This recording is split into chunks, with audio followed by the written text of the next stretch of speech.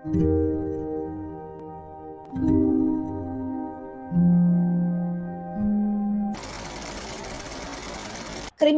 sebagai ilmu yang mempelajari tentang kejahatan ternyata termasuk ilmu baru yang lahir di abad ke-19.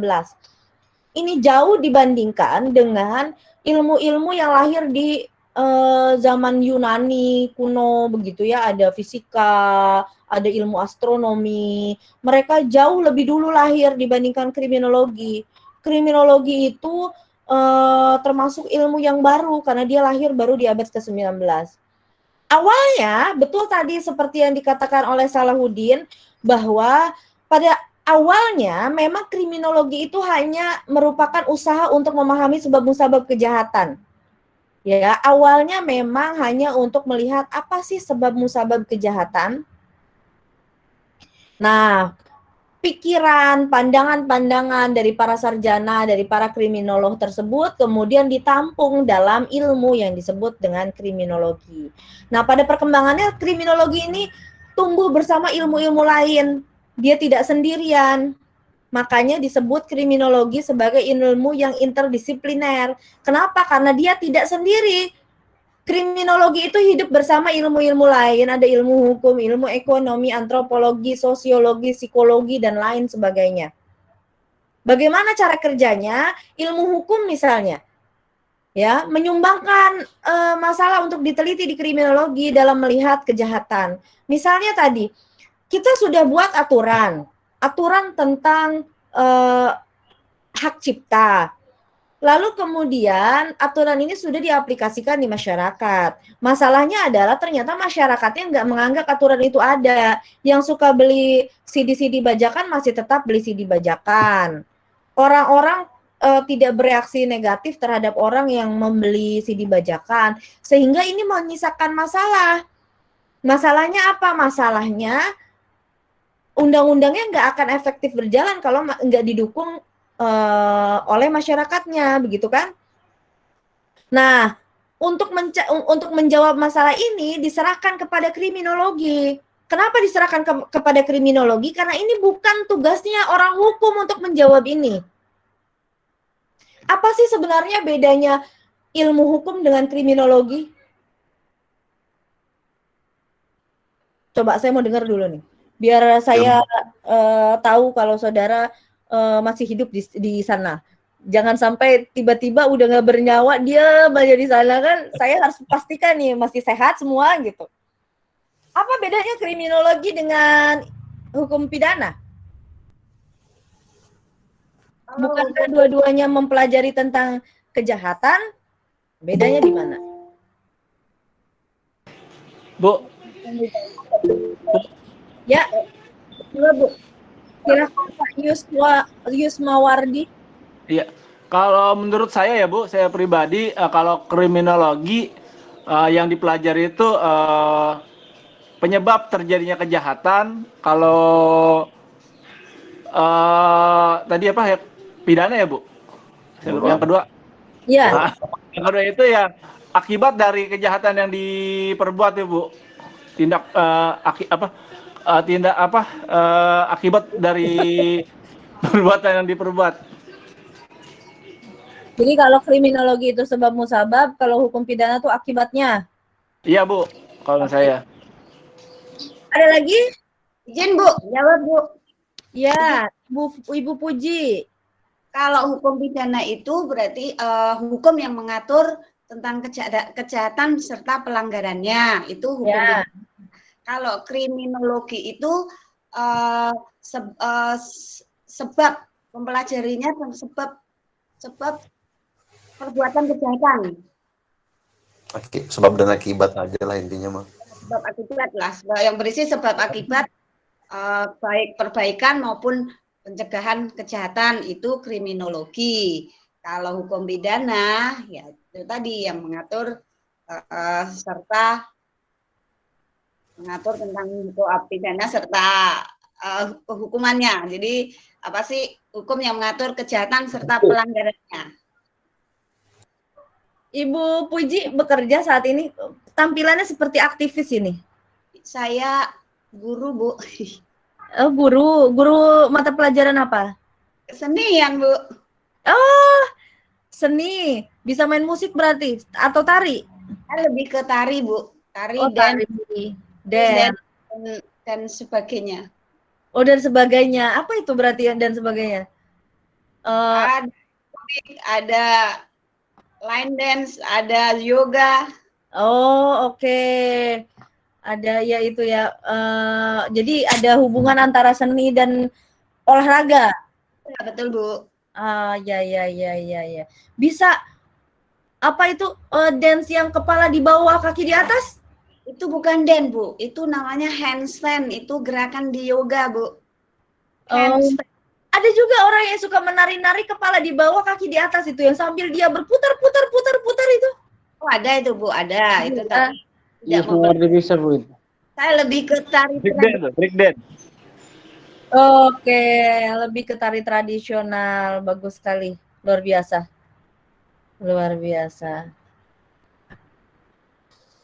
Sampai di mana tadi saya jadi lupa ya. kriminologi sama hukum pidana. Oh iya, bedanya apa sih hukum pidana dan kriminologi? Kalau saudara masih ingat pelajaran pengantar ilmu hukum dulu, maka saudara pernah belajar tentang ilmu dalam ilmu hukum dan ilmu bantu dalam ilmu hukum. Ilmu-ilmu ilmu-ilmu di dalam ilmu hukum dan ilmu bantu dalam ilmu hukum. Masih ingat istilah ilmu bantu dalam ilmu hukum nggak? Sepertinya lupa, Bu. Waduh, mentang-mentang udah semester 6 lupa sama pelajaran semester 1, keterlaluan ini. Mau ngulang PIH-nya? Saya bukan semester 6 lagi sekarang, Bu, udah lebih. 14? Aduh, amit-amit, jangan dong. Ya, kalau misalnya masih ingat pelajaran PIH, maka ada yang disebut ilmu bantu di dalam ilmu hukum. Ada ilmu di dalam ilmu hukum seperti apa? Hukum pidana, hukum perdata, hukum tata negara, ya macam-macam itu memang bagian dari ilmu hukum. Tapi ada ilmu bantu dalam ilmu hukum. Ilmu bantu dalam ilmu hukum ini bukan bagian dari ilmu hukum, tapi perlu dipelajari oleh mahasiswa fakultas hukum. Karena apa? Karena akan membantu pekerjaan seorang sarjana hukum nantinya. Sosiologi, antropologi itu ya, Bu? Betul, sosiologi, antropologi, kriminologi, lalu kemudian ilmu forensik, kedokteran kehakiman, itu semua ilmu bantu dalam ilmu hukum.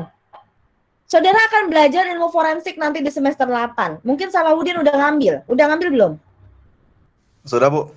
Sudah belajar ilmu forensik, bagaimana menilai orang, kalau misalnya ketemu orang yang sudah jadi jenazah, dia kira-kira matinya kenapa ya? Mati diracun atau mati serangan jantung atau mati apa?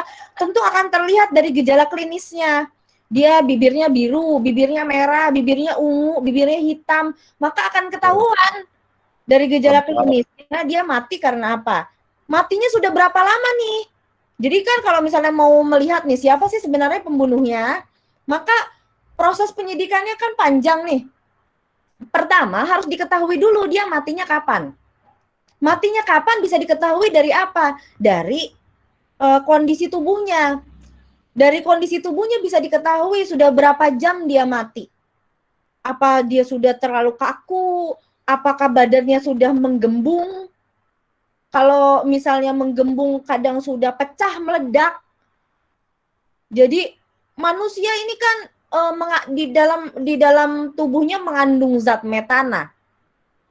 Sehingga kalau misalnya saudara pernah nonton film-film horor zaman dulu ada istilah beranak dalam kubur, pernah dengar nggak? Nah,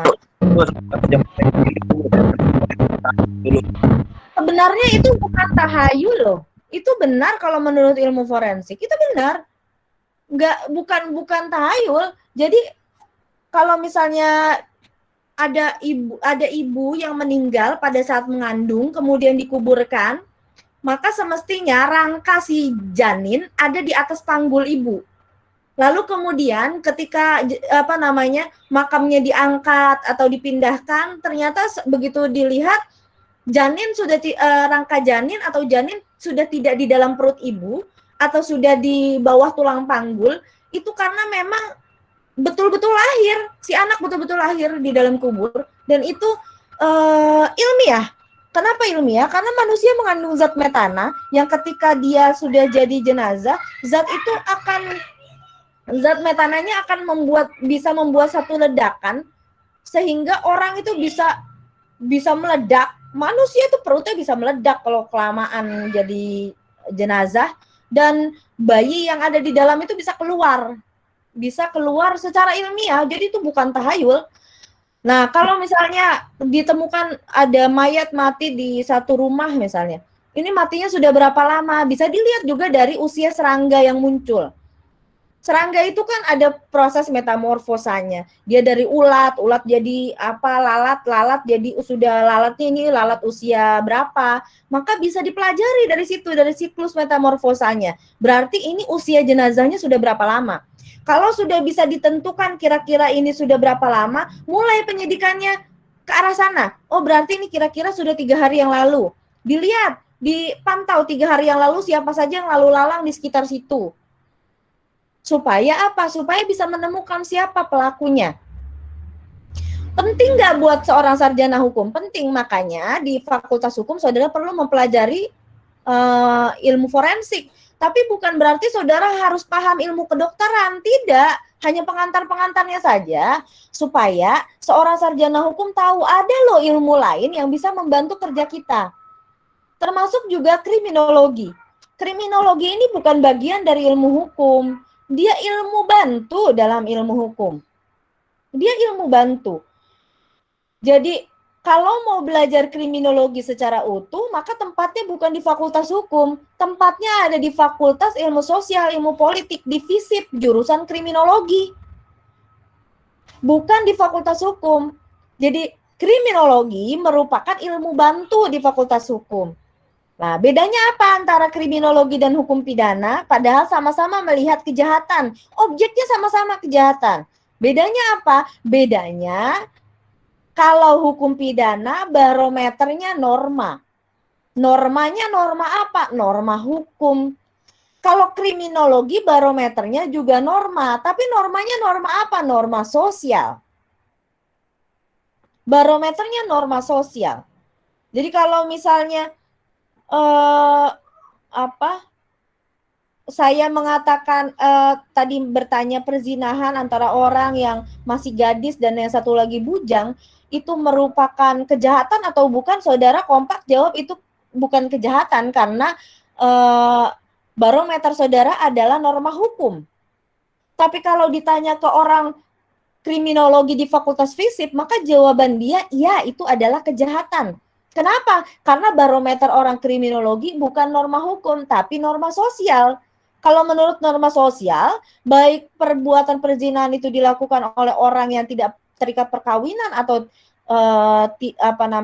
atau terikat perkawinan, itu tidak jadi masalah, sama-sama semuanya perbuatan tercela. Gitu. Jadi pesan saya untuk saudara yang ada di kelas ini, yang semester depan mungkin akan mengajukan proposal skripsi, tolong jangan mengajukan judul skripsi dengan tema kriminologi. Banyak sekali itu sampai di tangan saya, judul skripsi dengan tema kriminologi. Karena beda nantinya. Bedanya di mana? Kalau skripsi hukum akan membedah masalah menggunakan teori hukum. Tapi kalau skripsinya ke skripsi kriminologi temanya, maka akan menggunakan teori sosial. Contoh misalnya begini, yang paling sering didapati adalah tema atau judul skripsi efektivitas. Nah, kalau judul efektivitas itu udah hampir dia pakainya teori sosial itu. Efektivitas pengenaan pidana denda terhadap tindak pidana lalu lintas misalnya. Kira-kira itu pembahasannya skripsi hukum atau skripsi kriminologi? Itu kriminologi. Karena pembahasannya akan pembahasan dari kacamata sosial, bukan kacamata hukum. Efektif nggak sih ini di masyarakat? Nah, ngurusin efektif atau tidak, itu bukan urusannya orang hukum. Itu urusannya orang kriminologi. Bagaimana melihat keefektivitasan pengenaan pidana itu di masyarakat. Kira-kira gitu.